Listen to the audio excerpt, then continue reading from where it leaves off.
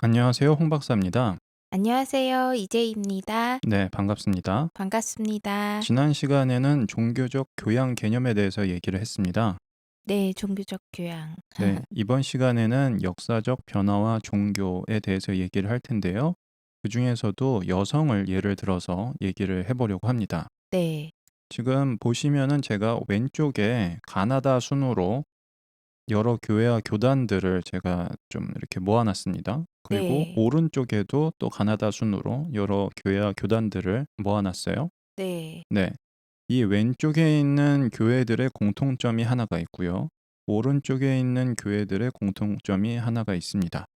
네. 그냥 언뜻 보시면은 사실 이 왼쪽에 있는 교회들 사이도 여러 가지 다른 점들이 있거든요. 네. 특히 장로교 합동 측 같은 경우에는 천주교회를 이단 내지는 아예 다른 종교라고 하시는 목사님들이 많이 계시거든요. 네. 네. 그래서 천주교회에서 세례를 받은 교인이 합동측 교회 정교인이 되려면은 세례를 다시 받아야 됩니다.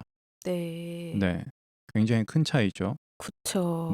그럼에도 불구하고 여기 왼쪽에 있는 교회들의 하나의 공통점이 있습니다. 뭘까요? 여성 안수요. 네. 어떻게 아셨어요? 네. 여성을 주제로 하신다고 하셨고 네. 요즘 신문에서도 많이 보고 있거든요. 막 네. 여자 전도사님들이 시위하는 모습도 보았고요.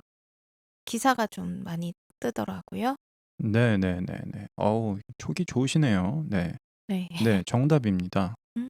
그래서 왼쪽에 있는 교회들에서는 여성분들이 목사나 사제로 활동을 할 수가 없습니다. 네. 오른쪽에서는 가능하죠.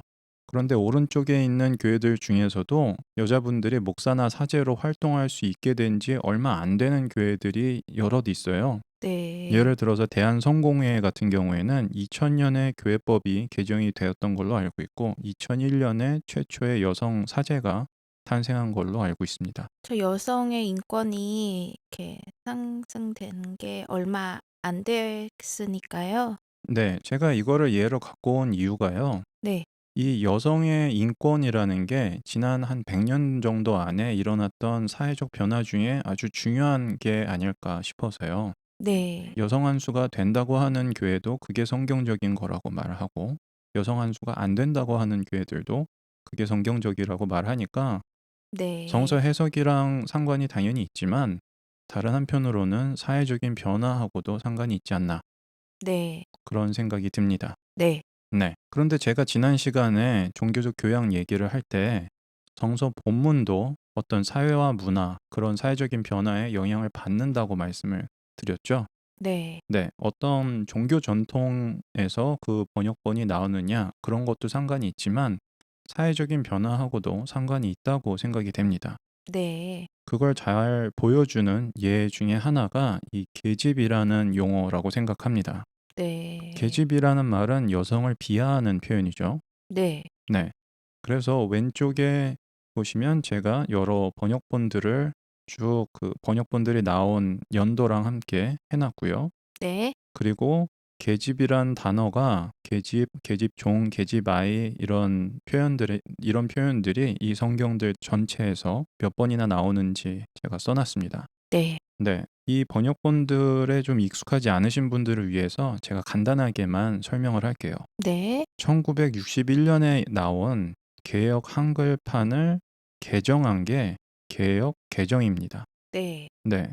그리고 공동 번역은 원래 개신교랑 가톨릭 교회가 같이 쓰자고 그런 목표를 가지고 만들었던 건데 결국에는 천주교에서만 쓰게 됐었죠. 네. 그거를 개정한 게 공동 번역 개정판이고요. 가톨릭 교회에서는 공동 번역을 쓰다가요. 지금은 이 가톨릭 교회에서 쓰고 있는 성경이라는 번역본이 있습니다. 번역본 이름이 성경이에요, 그냥. 네. 그리고 개역 한글이나 사실 개역 개정판에도 지금은 잘 안 쓰는 그런 단어들이 표현들이 많이 있어요. 옛날에 네. 보면 뭐 가라사대라든지 뭐 네. 그런 단어들도 지금 안 쓰는 거 되게 많거든요. 네.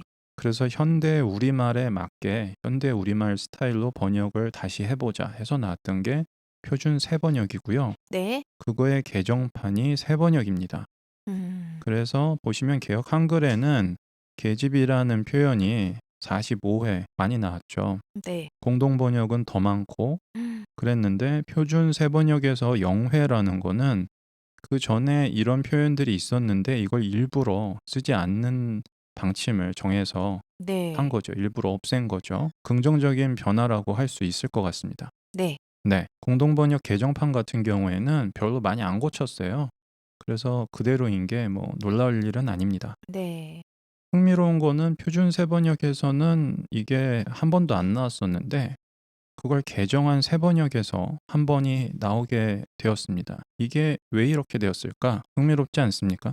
그러게요. 네. 없던 거를 만들었다는 없던 걸 게. 넣은 거니까요. 네. 우리가 이따가 한번 볼 겁니다. 요 새로 나온 이게 뭘까? 가톨릭 성경 같은 경우에는 이게 8회 나오는데요. 그중에 6회는 개신교 성경과 겹치는 책들에서 나오는 거고요. 2회는 제2경전이라고 해서 개신교 성경에는 들어가 있지 않지만 가톨릭 교회 성경에는 들어가 있는 그런 책들이 있습니다. 네. 어떤 책들이 거기에 들어가 있고 왜 그렇게 되었는지는 우리가 나중에 성서 수업, BSKR 101 수업에서 얘기를 할 겁니다. 네. 네, 구체적인 예를 한번 보겠습니다. 열왕기하 4장 1절에서 2절을 개역 개정판으로 지금 보고 계십니다. 네. 엘리사라는 선지자가 있죠. 네. 네, 엘리사의 제자가 죽었는데 그 아내분이 엘리사에게 말을 하고 있는 대목이죠. 네. 네, 그래서 자기의 남편을 낮추는 겸양의 표현으로 종이라는 표현을 쓰고 있습니다. 음. 그래서 원래는 노예라는 의미를 가진 단어인데 자신이 노예가 아니지만 자기보다 높은 사람 앞에서 자기를 낮추는 표현으로 그런 단어를 쓸 수 있었거든요. 네. 네. 그래서 왕이라든지 고위 공직자들이라든지 그런 사람들이랑 대화할 때는 이런 단어를 겸양의 표현으로 쓸 수 있었습니다. 네. 네. 그런데 여기 있는 요 경우에는 여기서는 빚 준 사람에게 빚을 갚지 못했기 때문에 자기 아이들이 팔려가서 실제로 노예가 되게 생겼다. 네. 그런 얘기를 하고 있죠. 그래서 음. 약간 느낌이 다릅니다. 하지만 네. 히브리어로는 세 개 다 같은 표현이에요. 같은 단어입니다. 음. 자, 그다음에 2절에서는 여자분이 자기 자신을 가리키면서 계집종이라고 하고 있습니다. 그 계집종이라는 말이랑 여자종, 여종이라는 말은 같지가 않죠. 계집종이라는 말은 여종을 한 번 더 낮추는 표현이죠. 네. 그래서 생각을 해보면은 히브리어에 원래 여자종을 가리키는 표현이 있고 여자종을 더 낮추는 비하하는 표현이 따로 있어서 그 표현이 여기에서 사용됐으면은 이렇게 번역하는 게 맞겠죠. 네. 하지만 그렇지가 않습니다. 여기에 있는 히브리어 단어는 그냥 여자종이라는 뜻이에요. 음. 그거를 겸양의 표현으로 쓴 거죠. 네. 그러니 우리나라 번역본만 이런가요? 우리 지금 개역 개정이 이렇게 해놓은 거죠. 그러면은 영어로는 여자종이라고 되어 있나요? 제가 그래서 영어 번역본 하나를 준비해 봤습니다. 영어도 번역본이 많잖아요. 사실 한글 네. 번역본보다 훨씬 많죠. 네, 우리가 네. 기본적으로 보고 있는 건 NASB 2020년판인데 네. 제가 말씀드렸다시피 이 처음에 있는 이 단어, 네. 겸양의 표현? 네, 그 다음에 자기 아이들이 노예로 팔려가게 생겼다 할 때 여기는 이 네. 세 단어가 히브리어랑 같은 단어라고 했죠. 네. 하지만 아마도 그 앞에 두 경우에는 실제 노예를 가리키는 게 아니기 때문에 slave가 아니라 servant라고 번역을 한 게 아닐까 싶습니다. 네. 네. 그런데 여기서는 히브리어로는 같지만 이제 실제로 노예가 되게 생겼으니까 노예라고 했죠. 음. 히브리어에는 남자종을 가리키는 단어들, 여기 지금 위에서 세 번 쓰인 그 단어들이 있거든요. 에베드라고. 네. 그 단어가 있고 여기는 여자종을 가리키는 표현이 따로 있어요. 네. 다른 단어가 히브리어로는 다른 단어인데도 여기서는 똑같이 servant라고 번역을 했습니다. 네. 그게 되게 흥미로운 선택인 것 같아요. 네. 제 생각에는 번역이 잘 된 것 같습니다. 네. 그냥 그 겸양의 표현만 살린 거지 여자를 더 한 번 더 낮추지 않아서 고맙네요. 그렇죠. 여기서 중요한 거는 말하는 사람이 여자기 때문에 여자 종이라는 표현을 쓴 거지 여자 남자가 중요한 게 아니라 노예가 아닌데 노예라는 식으로 자기를 낮춘다는 게 중요한 거니까 네. 히브리어 원어는 다르지만 똑같이 servant라고 번역을 해놨습니다. 이런 걸 보시면은 되게 방금 보신 개역 개정이랑은 좀 다른 선택들을 한 걸 우리가 볼 수 있죠. 네. 네, 그러면은 다음 예를 한번 보겠습니다. 지금 보고 계신 사무엘상 20장 30절이 바로 이 세 번역에서 한 번 사용된 계집이라는 여기 있는 요 단어가 나오는 그 구절입니다. 네. 궁금했는데. 이제 사울이 그 이스라엘의 첫 번째 왕이었잖아요. 네. 네, 그 아들 요나단이 다윗이랑 친한 친구여서 아버지인 사울이 다윗을 못 살게 구는 걸 자꾸 감싸주고 이렇게 도와주고 이러죠. 네. 네, 자꾸 그러니까 사울이 요나단에게 화를 내면서 막 욕하듯이 말을 하고 있는 부분입니다. 네. 히브리어 원어의 표현은 여기 NASB가 잘 번역을 해놨어요. 아들이라는 단어가 쓰였고요. 그 다음에 여자라는 단어가 쓰였습니다. 네. 그런데 개역 개정판 같은 경우에는 여자는 계집이라고 번역을 해놓고 아들은 소생이라고 번역을 했죠. 네. 여자는 낮추는 표현을 쓰고 아들은 낮추는 표현을 쓰지 않은 거죠.